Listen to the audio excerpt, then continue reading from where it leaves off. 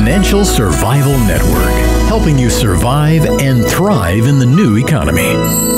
Go to kerrylutz.com and sign up for 30 free micro trainings on financial survival.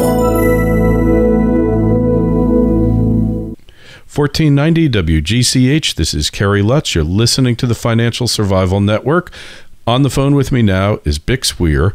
He runs a website that I refer to daily called roadtoruda.com.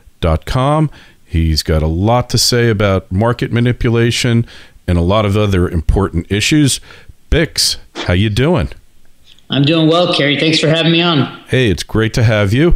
I really enjoyed your speech at the Silver Summit. You hit a real sore spot for certain parties who are there who believe that the markets are functioning like they're intended to function, which to them is basically it enriches them. But tell us about Road to Ruda. That name is really interesting. How did you get involved in this? Well, I first began studying and analyzing the silver and gold manipulation angle with the folks over at GATA, who have been fighting this fight a little longer than I have. I started in about the year 2000, and working with them, our goal was to expose the manipulation of gold and silver by, at the time we thought it was the banking cabal. Names such as JP Morgan and Bank of America and Goldman Sachs, all the regular names you hear these days. But over time, we figured out that the U.S. government was involved, as well as the Federal Reserve, as well as other larger countries around the world that had a vested interest in keeping the gold price and the silver price low so that they can continue to run the unbacked fiat money system that they were working on. And at one point, I was doing a lot of research into the Federal Reserve Bank and looking at their archives and all the, because they have archives for every bank, I think it's 13 banks they have around the United States. Right. And I came across these publications, and they were actually children's comic books that talked about the need for a backed currency system and how unbacked systems don't work, and the best type of backing for a currency is gold.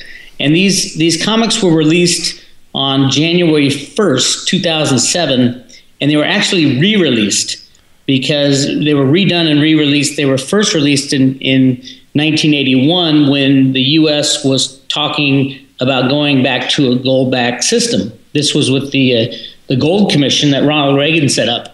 Mm-hmm. So I found it very interesting that the Federal Reserve, of all people, would be releasing comics about a return to a gold standard, because they are actually the anti-gold standard type of organization. Oh, yeah, that's for sure. And run the unbacked fiat money system. Yeah, well, I have to tell you, if you've never done this tour, next time you come to New York, you have to do it. You got to register in advance. You take a tour of the New York Federal Reserve Bank, and they have a display, a money museum, kind of the history of money. They don't really talk much about the history about how every system eventually fails. They neglect to mention that. But then you get to go down to the gold vault, where they've got somewhere between 6,000 and 7,000 tons of gold, which is the largest acknowledged grouping of storage of gold in the world. There might be more. The Rothschilds might have more, but nobody's advertised it. And this vault is dug into the bedrock. It's like 100 feet down under the bedrock in Manhattan, and they have a little short. And mind you, I was like one of the only American there. Everyone else was Asians and a couple of Europeans, which is kind of sad commentary in and of itself. And they show the short movie, and they're saying gold used to be important as part of the worldwide monetary system. And they'd said everything except that it's a barbarous relic. They said now modern money is dependent upon the full faith and credit of the country. And these Asians around me are laughing their asses off. And I'm like, oh my God, this is complete propaganda. So it's worth a trip, because it's kind of along the lines of those comic books, which I'd love to see. and help spread around, because, you know, out of the mouth of babes often comes the truth, right? The real interesting thing about the gold, I haven't seen it yet, but I've researched it, and the gold in the Fed New York building is actually owned by mostly other countries and not the United States. Correct, and the IMF as well. And the IMF. Yeah. And, you know, whether or not the IMF owns any gold, they refuse to tell where that gold is held. They say they own a bunch of gold, but there was no record of any country transferring gold to the IMF. So the whole gold theory that, you know, the published statistics are that the United States owns 8,100 tons or somewhere around there. Right. Nobody knows. A lot of that's been leased or swapped. The United States holds gold for other countries, and we've leased that gold out. So as far as who owns that gold at the bottom of the Fed, nobody really knows except the people within the Fed, and they're not telling. You know, that's part of what Ron Paul's working on is right. Getting the Fed to be open with what they're doing with our money, because it is our money and our gold. Yeah, I think in the final analysis, the guy with the biggest gun owns that gold, because there's probably so many competing claims, multiple claims, and it would probably be nearly impossible from a legal standpoint to establish title. So in those types of situations, it's the guy who has the force, who has the Army and the Air Force and all that behind him. He winds up the effective owner. You know, possession is sure. 9/10 of the law. So, and that, yeah. That's been the case for, you know, since money was invented. If you look at right now, there's gold being held in London for the GLD fund, silver being held in London for the SLV fund. When all this breaks down, and it should break down very soon, the entire global financial system, it's going to be who has physical possession of that metal. Those are the countries that are going to nationalize the metal and then turn back to a gold and silver standard. So it's very important where gold is stored, much more important than who owns title to it. Right. And that brings me to the next point, because there are naysayers and doubters about metal price manipulation. Doug Casey, who I consider to be one of the most astute and intelligent investors in the world, and an all-around brilliant person, says, you know, he doesn't believe in the manipulation, because if they're manipulating the price, they aren't doing a real good job, because you go back to 1999, the price of gold was $250. Now it's $1,700. So, you know, their efforts haven't been successful. Silver was $4 or $5. Now it's 32, 3, whatever. It's kind of fluctuating.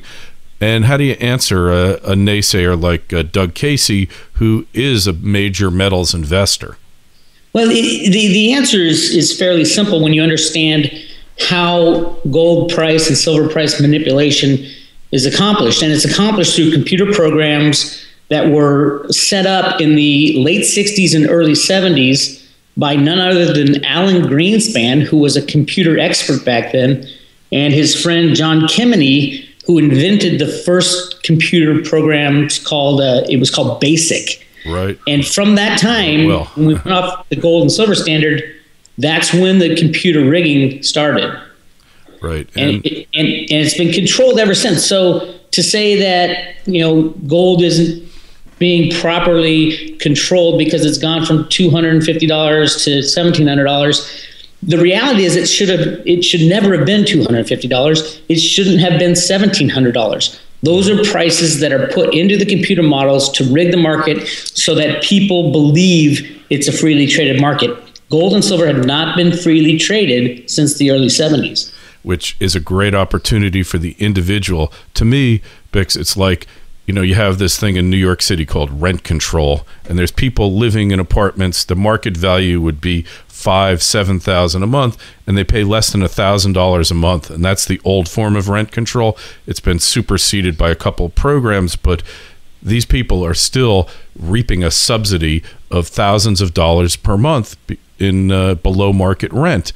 And to me, to be able to purchase gold and silver at these prices, especially silver, 55 to 1 gold to silver ratio, is the equivalent of having that rent control department in New York City.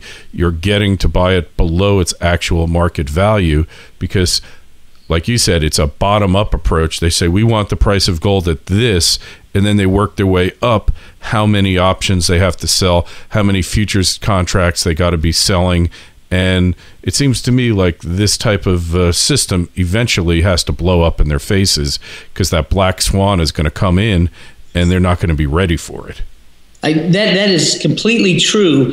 And if you take it one step further, if you know, once you understand that the price of gold is being held down, and then you apply that principle to the price of silver, you can see that silver is so incredibly manipulated down that if you take all the silver in the world today above ground and all the gold in the world today, there's 5 times as much gold in the world as silver. And silver is being consumed daily in the form of electronics, in the form of medical biocides, in the form of even every flat screen TV has silver in it. Your cell phone. So, I mean, the equipment that we're speaking on right now has all got silver. Exactly. And the disconnect has become so massive and so disproportionate that there's never been a better investment in the history of the world than right now in buying physical silver, because you're going to see the price of silver and the price of gold at least go to 1-to-1 at the very least. And I think it's going to go to its proper ratio of 1-to-5, where 1 ounce of gold will buy you 5 ounces of silver. Yeah, well, no, it's kind of this thing where it's the same thing with the global collapse, the economic collapse. We know it's going to happen. It's going to happen sooner rather than later, but you don't know the exact timing of the event. And it's the same with gold and silver. You know they're going to go dramatically higher, especially silver, because that gold to silver ratio, there's a whole bunch of historic reasons why it occurred and why it's been maintained, and the photography industry, the X-ray industry, all that stuff. We don't even have to get into it. The one thing you only need to know is that eventually the market asserts itself, and eventually everything finds its true market price. And that leads me to the next thing, and that is the MF Global situation. And I don't know if you caught the letter from Ann Barnhart, who basically said, we can't be sure our clients' money is safe any longer, so we're closing the fund down. We're going galt. Here's your money back. Good luck. And that, to me, that's really an important milestone in this whole collapse of the system, because you got somebody who's an insider coming out there and just saying, hey, it's rigged. You're going to get ripped off. We know you're going to get ripped off, so we're just giving you back your money now to avoid that eventual outcome. Didn't that blow you away?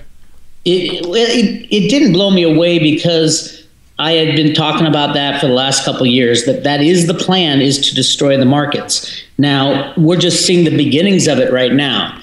And the MF Global situation, like I like to call it, it was a planned operation. It was planned by JP Morgan, who initiated the collapse.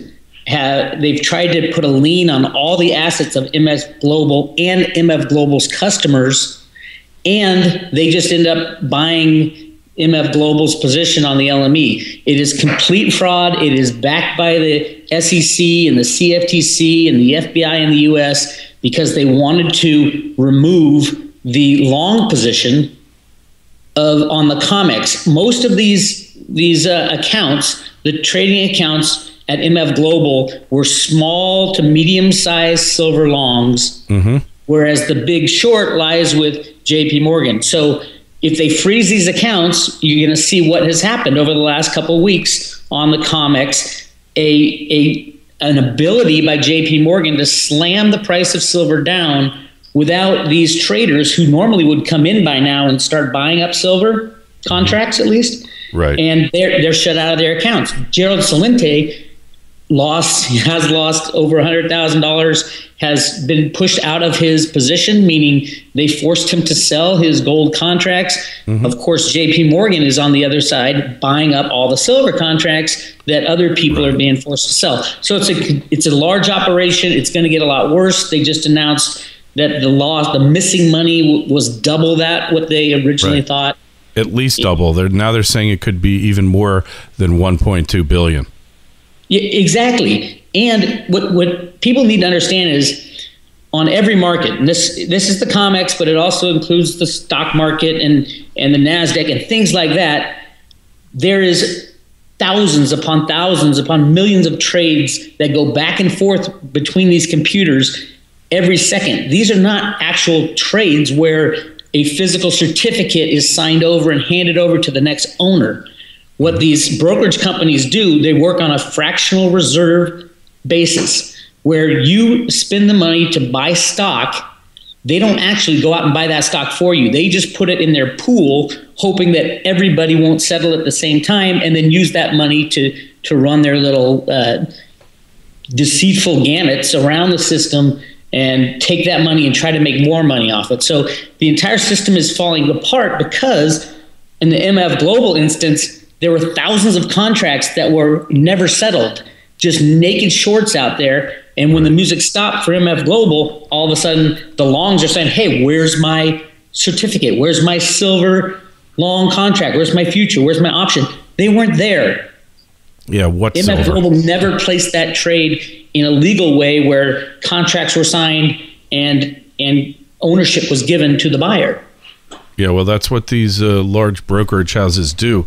Before they go to the market, they match their orders on their books. And if they could fill it out of their own book, then they do it. So nothing really ever happened. No transaction ever really took place, like you said. And the whole thing is a bit frightening. And, you see the manipulation in the price of the gold shares where and the silver shares, the metals in general, where the price of metal went up so high and the price of the shares has lagged it by so much that they're undervalued. And now you see the next step taking place where there's going to be aggressive dividend policies by these metals companies, and that's going to blow the shorts out as well because they have to come up with the dividend when they're borrowing the shares. So all of this, you can see it's converging on an unhappy ending for the global power elite and anybody that gets caught in their path as well, right? It will, and what we're looking at coming up in the next couple months even is the global meltdown of all markets. Your 401k and your bank account, your checking account, your savings account right now are 100% at risk of just going away when the derivative bubble starts collapsing, which it already is. Europe will probably force the collapse of the derivatives, which will spread all over the world. Every single financial institution will be caught up in this because they're so interconnected. And JP Morgan, the reason the CFTC hasn't put the hammer down on JP Morgan for rigging the silver market is they know the consequences of that. If JP Morgan goes down, that's $70 trillion in derivatives that get vaulted on. That's which everything. Every single bank in the world is involved with this in some way or another, and so are brokerage houses, so mutual funds, your 401k, everything. The only thing that is safe is physical gold and physical silver in your own possession. Yeah, I totally agree with you on that. I mean, you think about these derivatives, and they should have been banned a long time ago. There was a great interview with that guy, Kyle Bass, and the BBC person was totally hostile to him, but she asked one question, which was, should you be able to take out insurance on your neighbor's house and then go over there and basically torch it? And his defense of it was, hey, there's options, and those are basically insurance policies. But this is a whole different scale than the option market. It's a totally different concept where you're insuring bonds that you don't own and never intend to own, and therefore you have every incentive to go over there in the middle of the night with a can of gasoline and a match and light the thing up. And that's what's happening with the derivatives. The people who are short, are only too happy to see the thing blow up, because then they get rich. And that's what Goldman Sachs is doing. That is their modus operandi. They go in, they pump a market, and then they short it, and then they destroy it, and then they do it again and again and again. And the interesting thing on derivatives is, everybody asks, well, how did it get so big? How did it get to a quadrillion dollars worth of derivatives? Or whatever that is. Well, I don't know what a quadrillion is, but it's a lot. It's 1,000 trillion. Yeah. So it's so out of whack. But here's the thing. In the United States, we are trying to destroy the dollar. That is the whole idea behind the Road to Ruta, behind the Gold Commission report back in 1981. The only way to get out of the mess we're in is to destroy the dollar and all fiat money. And a way to do that is to build this derivative bubble up so big, run up so much debt in the U.S., and just blow everything out of proportion so large that when it crashes, it destroys everything. And when everything is destroyed, the country that wins is the largest debtor nation, because all debt is erased. Which right now, the largest debtor nation by far is the United States. So if we destroy the dollar by not passing debt limit ceilings and things like that, which everybody sees is pretty obvious, that's what we're trying to do now. If we destroy the dollar, all our debt goes away, and then we can refund the United States with new money, such as gold and silver, refund all the police station, the fire station, everything can get refunded, because all debt will be erased with the crash of these banks. Yep. That's exactly what happened in Germany, in the 20s, the Weimar Republic. It was great to be a debtor. It's great to be a debtor now, as long as you can somehow carry on the debt service long enough till the whole thing collapses. You wind up owning something like free and clear. I think the one thing like James Turk, I was interviewing him, he reminded me of, is that Thomas Jefferson tried to play that game on the French debt, and what happened was they indexed all of the debt during their hyperinflation in 1790. So if they put out 20% more currency units, your debt went up by 20%. So there's a little bit of danger with leverage, but honestly, there's going to be so many trillions and quadrillions of debt just dissolving into thin air. You're probably pretty safe at this point, but you have to be wary about it.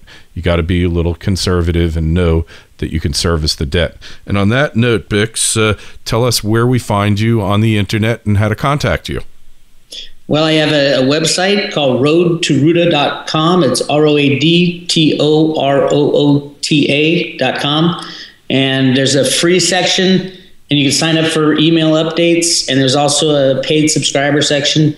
You get a lot of info on the free section. And, understanding the Road to Ruta it's kind of like an advanced understanding of gold and silver manipulation, because it gives you a peek on what's going on behind the curtain of the banking cabal and the governments around the world they're hell-bent on destroying these currencies, because everybody wants to start over. Everybody except the banks want to start fresh. Yeah, and I think it's an inevitability. We're seeing it's kind of like when you're in a car accident yourself. From the time you hit to the time you stop, everything goes in slow motion. And that's where we're at. It's a slow motion collapse. And I think it's gonna speed up in December. So put your seatbelt on and get ready for that crash. All right. We will. And thanks for being on.